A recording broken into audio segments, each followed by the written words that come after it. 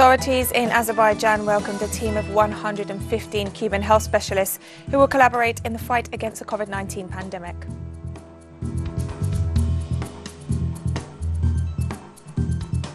The UN Food and Agriculture Organization noted on Monday that the COVID-19 pandemic could tip over 100 million more people into chronic hunger by the end of 2020.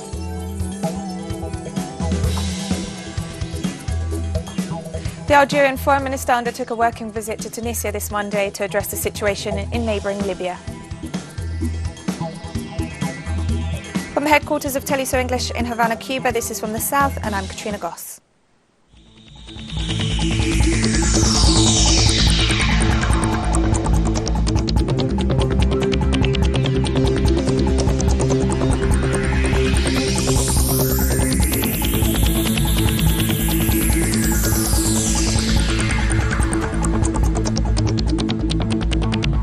Authorities in Azerbaijan have welcomed a team of 115 Cuban health specialists to the country who will collaborate in the fight against the COVID-19 pandemic. Cuban Ambassador to Azerbaijan, Alfredo Nieves Portuondo, together with senior executives from the Ministry of Health and the Emergency Ministry of the country, welcomed the medical brigade on arrival at the Heydar Aliyev International Airport. During the reception, it was stressed that collaboration and solidarity are essential during the current times. The head of the brigade, Dalcy Torres, explained that it's made up of 67 men and 49 women, of whom 57 are doctors and 55 nurses. Amidst the COVID-19 pandemic, Cuba is manufacturing ventilators which are essential for the treatment of critically ill COVID-19 patients. The locally produced medical equipment, aside from provided assisted ventilation, includes oxygen measurement capability and applications with offline support. The ventilators are being developed at Havana's Neuroscience Centre with funding from the European Union and the NGO Medicuba Switzerland, among others. The ventilators are expected to be ready by October. At the beginning of the pandemic, the Cuban government attempted to purchase several ventilators, but was unable to do so because of the criminal United States blockade against the island. Venezuelan Vice President Delcy Rodriguez provided an update on COVID-19 figures this Monday. The Vice President reported 193 new locally transmitted cases and 49 imported cases in the last 24 hours. Rodriguez also informed that the total number of cases in the capital district now stands at over 800, while in Miranda State over 550 cases have been confirmed, representing the two main hotspots of the outbreak. The deaths of 4 COVID-19 patients were also reported in the past 24 hours. Venezuela now has 6,943 active coronavirus cases, and 98.8% of them are receiving treatment through the public health system. Also in Venezuela, the special voter registration process began this Monday to guarantee the maximum citizen participation in the parliamentary elections to be held on December 6. The process will be extended until July 26, when 551 registration points have been activated across the country under strict health measures due to the COVID-19 pandemic. During the next 2 weeks, Venezuelan voters will be able to register or update their personal information, such as changing their address and polling station. More than 1,100 electoral agents will be on hand to assist voters between 8 a.m. and 1 p.m. every day. In Brazil, activities continue as part of the national campaign against President Jair Bolsonaro, promoted by social movements. Several popular fronts have denounced the mishandling by the Bolsonaro administration of the health crisis sparked by the COVID-19 pandemic, which has already claimed almost 73,000 lives in Brazil. Social and political movements have also noted that they seek to strengthen demands for the impeachment of the president for carrying out a program of privatizations, social cuts and environmental damage, as well as numerous acts of corruption and persecution against opposition political and social leaders.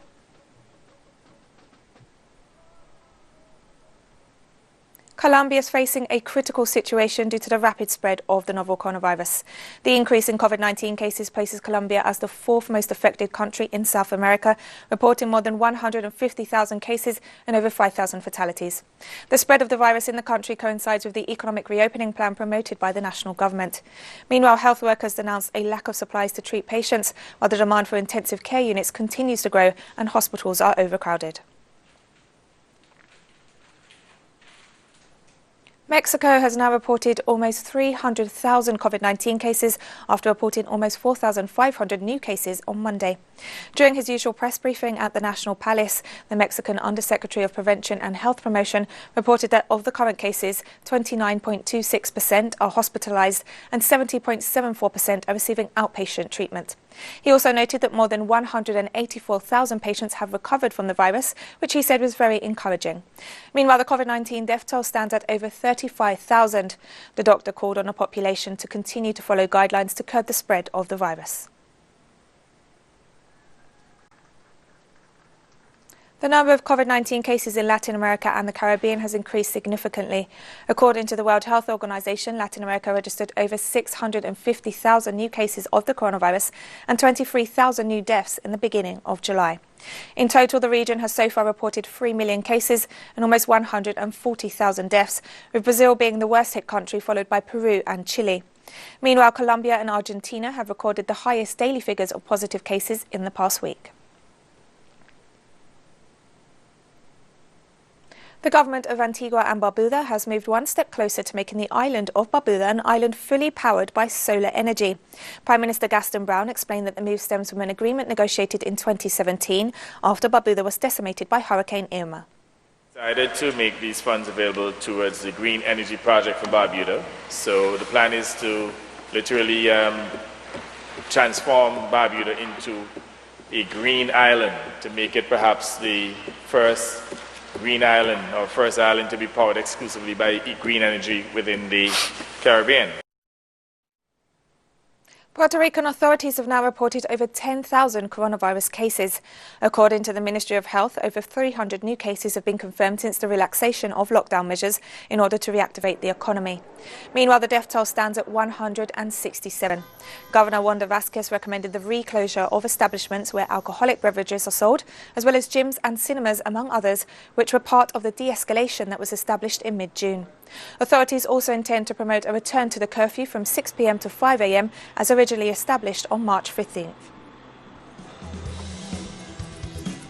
And we're taking a very short break now, so don't go away.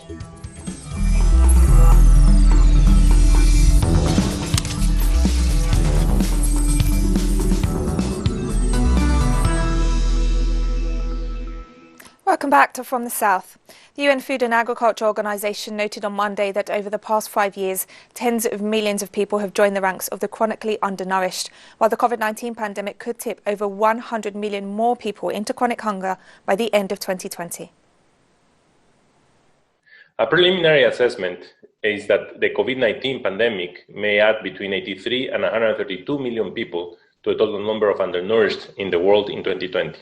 Depending, of course, on the decrease of growth of GDP scenarios that we use. What this means is that the situation and any progress that was made, for example, in poverty reduction in the last 10 years, have been reduced. And moreover, in the case of undernourishment, which has been increasing in the last years, the situation will get worse in a significant.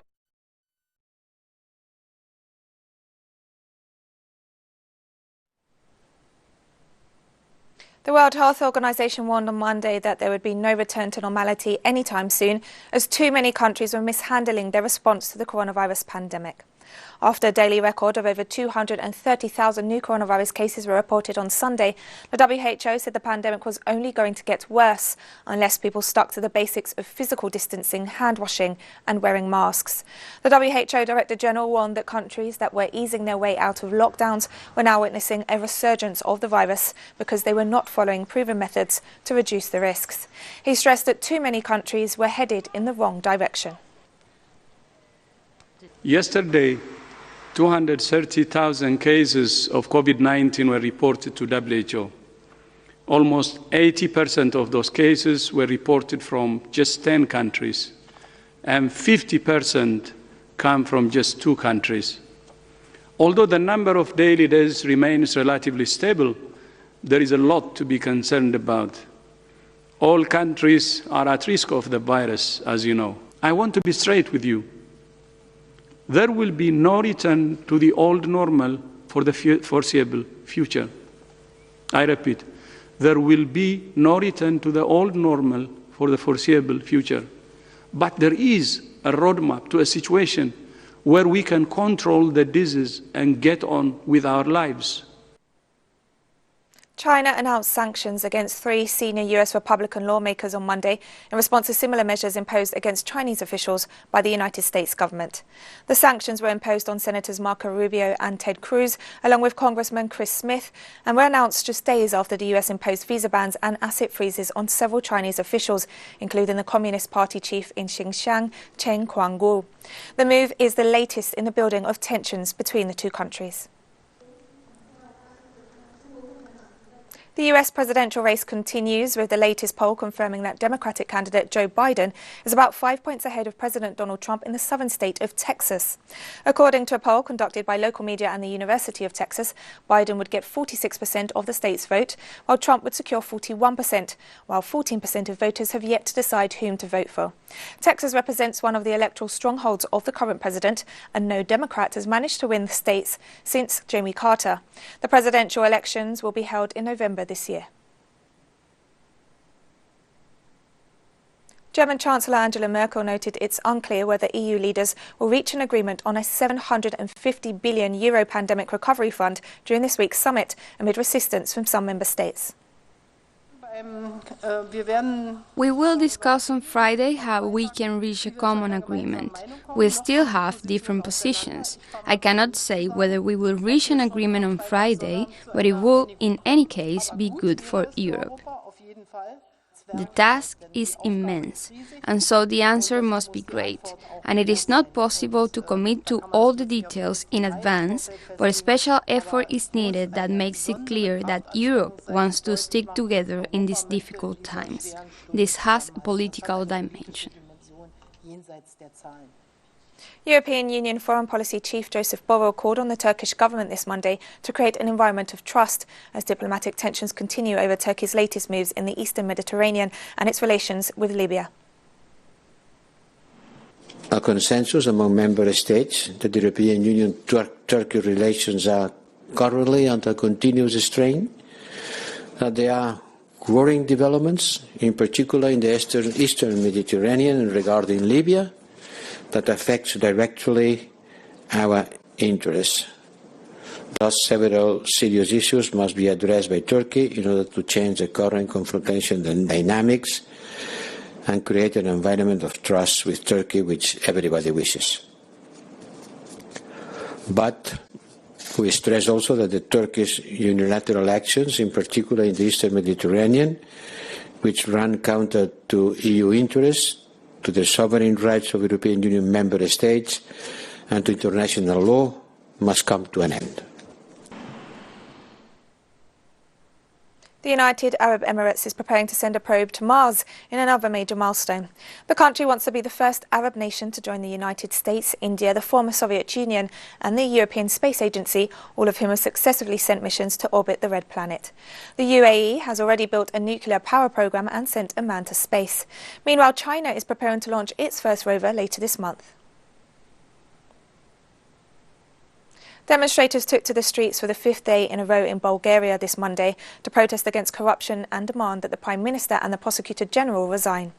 Over 3,000 protesters gathered outside the government headquarters in Sofia, denouncing Prime Minister Boyko Borisov and Prosecutor General Ivan Geshev's alleged links to corruption and criminal groups.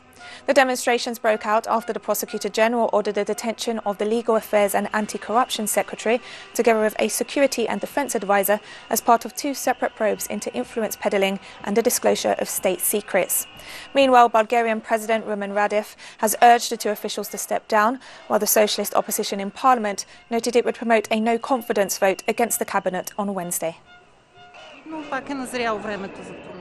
Obviously, the time has rim for change again. This is what took everybody out in the streets because the situation is unbearable any longer.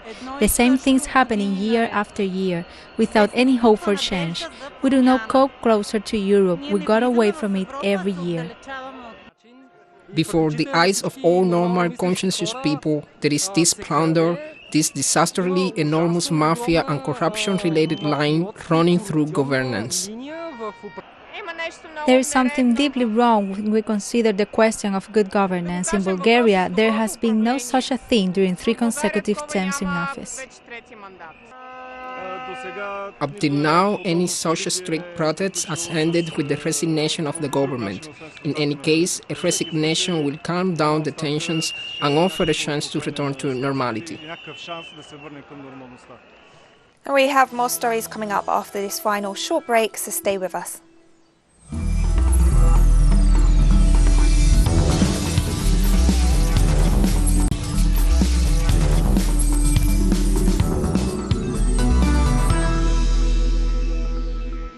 Welcome back to From the South. The Algerian Foreign Minister undertook a working visit to Tunisia this Monday to address the situation in neighbouring Libya.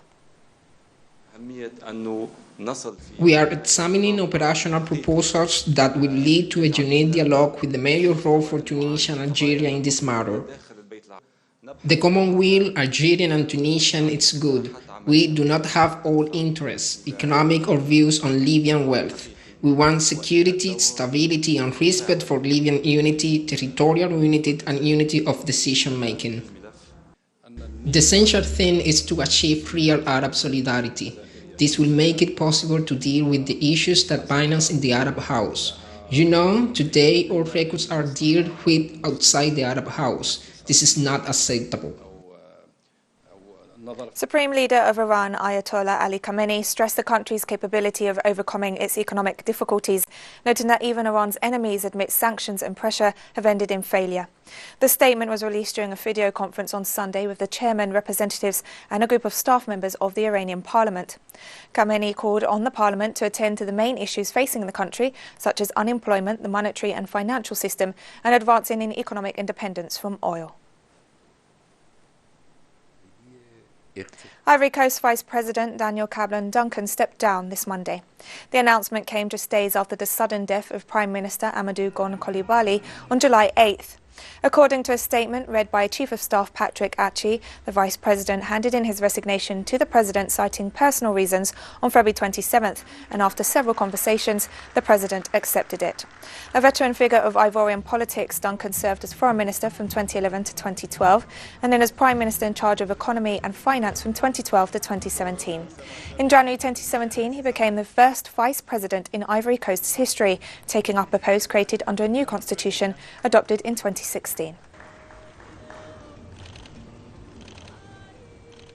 Kenyan authorities offered a report on COVID-19 figures on Monday, noting the highest number of fatalities in a single day since the outbreak of the pandemic. Health authorities recorded 12 new fatalities, bringing the death toll to 197. Also confirmed 189 new cases, bringing the total to over 10,200. Meanwhile, more than 2,900 patients have recovered from the virus. On testing. And Kenyan authorities have also urged private labs to lower the prices of COVID-19 tests.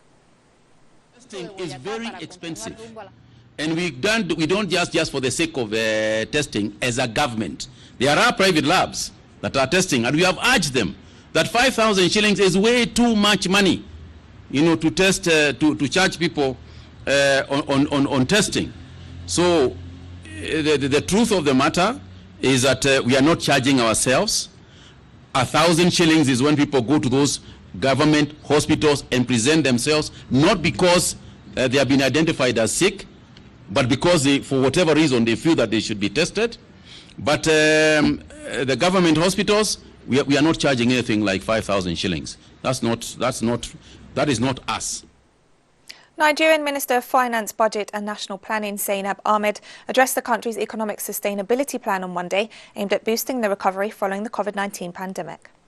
So this economic sustainability plan is designed primarily to help stabilize the economy and provide cushion from the effect of the dual challenges that we have of COVID-19, as well as the crash in the crude oil price. But it's also designed to be a link between the ERGP, which expires in 2020, and the new national plan, which we've already started developing. So it's going to dovetail into the new national plan. So it's a transit plan for 12 months. The plan is designed to enhance our self-reliance in local production and the use of local materials and the use of local imports largely, except where we don't have an option. We're planning to use local materials, local labor. Sudanese authorities have officially banned female genital mutilation. Sudanese Minister of Justice Nasruddin Abdul Bari noted that his office would promote further legislation aimed at eliminating discriminatory practices and laws against women and girls. The Justice Ministry said in its statement that FGM degrades the dignity of women. Anyone found guilty of performing genital mutilation will be sentenced to up to 3 years in prison, according to a copy of the new law. Health authorities in Oman reported more than 2,000 new COVID-19 cases on Monday, representing the largest single-day surge since the beginning of the outbreak in the country. The total number of confirmed coronavirus cases now stands at more than 58,000, while the death toll is 259. The Ministry of Health also reported that over 37,000 patients have recovered from the virus. Meanwhile, authorities have decided to reduce the number of government employees going into work to 30%.